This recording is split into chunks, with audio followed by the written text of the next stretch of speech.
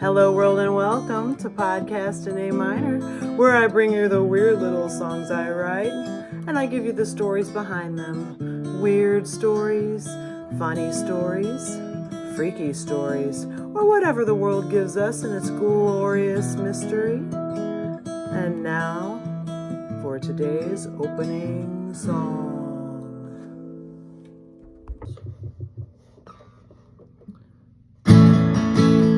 It's Halloween, the ranks of candied apples stand proud and tall on wax paper.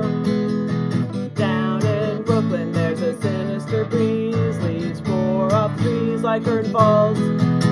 Better put on your shawl. Aunt Martha and Abby, Victorian chic, never shabby. Your insanity, you're oblivious to, so cheerfully I wish I was you. With your cemetery full of elderberry next door, full jack-o'-lanterns and autumn cakes for trick-or-treaters. You hurry with broth to heal sick wife, and pour wine for sad bachelors to end their dreary lives. And Martha and Abby, Victorian chic, never shabby. Your insanity, you're oblivious to, so cheerfully I wish I was you. Your insanity, you're oblivious to, so cheerfully I wish I was you. Hello world and welcome to Podcast in A Minor. I'm Amy Zollers-McAnally, a poet, an artist, a songwriter, and I'm in one of my moods. You just heard Arsenic Aunties on the Taylor Gemini mini acoustic guitar. And hey, it's the real episode 99. Last weekend I recorded and scheduled a Thanksgiving style episode and mentioned throughout that it's episode 99. And then last night, 2 nights before the big day, Halloween, I got the idea for this number. And tying in the 1944 Cary Grant flick, Arsenic and Old Lace, with Halloween herbalism.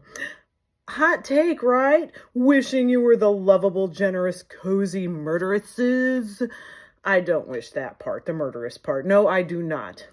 We'll talk about that later. Here are the lyrics. It's Halloween. The ranks of candied apples stand proud and tall on wax paper. Down in Brooklyn, in a sinister breeze, leaves pour off the trees like curtain falls. Better put on your shawl. Aunt Martha, Aunt Abby, Victorian chic, never shabby. Your insanity you're oblivious to, so cheerfully I wish I was you. With your cemetery full of elderberry next door, whole jack-o'-lanterns and autumn cakes for trick-or-treaters, you hurry with broth to heal the sick wife and pour wine for sad bachelors to end their dreary lives. Aunt Martha, Aunt Abby, Victorian chic, never shabby, your insanity you're oblivious to, so cheerfully I wish I was you. And that's it.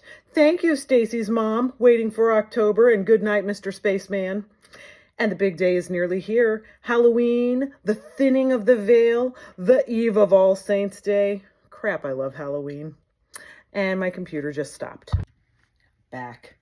And I've always loved the Halloween scenes in Arsenic and Old Lace, as described in the song. Amid their murdering of sad bachelors with poisoned elderberry wine, sweet Aunt Abby and Aunt Martha bake goodies for trick-or-treaters and do, in fact, hand over a whole jack-o'-lantern to a crowd of delirious children who run off into the chilly early evening to cause havoc. That, to me, was ideal. To be the old lady spreading Halloween joy in excess, generally taking care of people. The unsuspecting police officer on the beat is a dear friend of Aunt Martha and Aunt Abby. Being souls of kindness and generosity, they ask how his wife is doing. Oh no, she has a cold. So Aunt Abby dances into the kitchen to bring some broth for her. The policeman objects. No, she does too many kind things as it is. And Aunt Abby replies, oh, stuff and nonsense, I'll only be a minute. And you should see her little mincing dance step as she flits off to get the broth. Aunt Martha and Aunt Abby are only part of the story. Their nephew, Mortimer Brewster, played by Cary Grant, is about to get married. He goes to tell them, maybe get some papers from them, and uncovers the fact that they are murdering lonely old bachelor men who come to stay at their boarding house. They tell him outright, convinced that they are doing the Lord's work because the men are so sad and alone. Mortimer panics, realizing there is insanity in the family, which he might inherit, and he is about to get married and probably, procreate. His fears are augmented when his brother comes home, and he is definitely a murderer. Peter Lorre is there too, thank you God.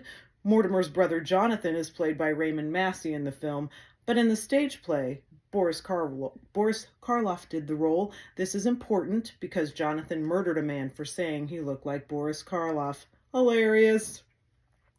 But the sunshine personalities of Aunt Martha and Aunt Abby are crucial because who would ever suspect them of murder? It all works out. I won't spoil it, except for the last line of the movie when Gary Owen, as the taxi cab driver, says, "I'm not a cab driver, I'm a coffee pot." Indeed, Aunt Martha and Aunt Abby are dear and caring, and I submit that they would be medicine women if it weren't for the arsenic in the elderberry wine.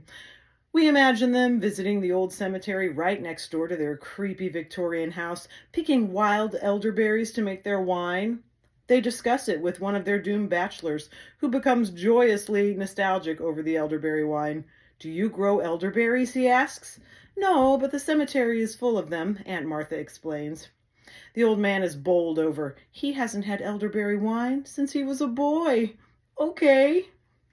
Elderberry, of course, is revered in herbal medicine. It has powerful antioxidant properties. It's high in iron, vitamin A, vitamin C, flavonoids, beta-carotene, and potassium.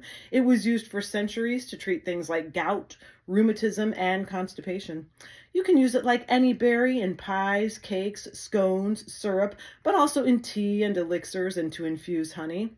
See the link to the Herbal Academy's herbal elderberry recipes in the show notes. Aunt Abby's habit of keeping broth around for good health also rings true. According to the herbalist Mitten Lowe, having a, quote, broth practice, that is making nutrient-dense broths and drinking them regularly, provides healing opportunities, like miraculous healing opportunities. It strengthens the immune system, helps the body to absorb minerals, heals the bones, heals acne. It gives the body a way to absorb loads of beneficial vitamins and nutrients and is easy to digest. Plus, you can shore it up with all kinds of healing herbs, relaxing herbs, things like that, and vegetables and mushrooms.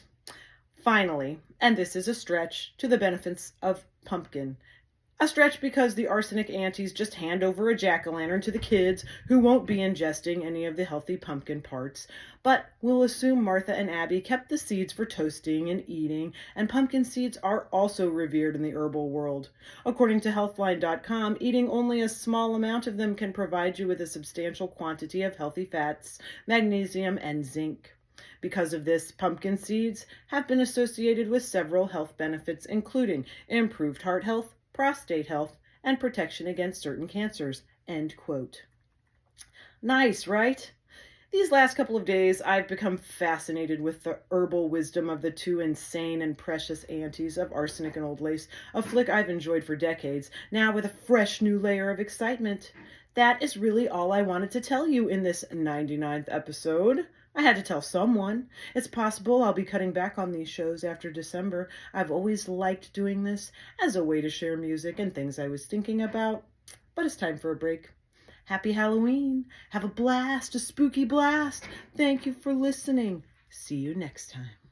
Must I, the Encyclopedia Neurotica.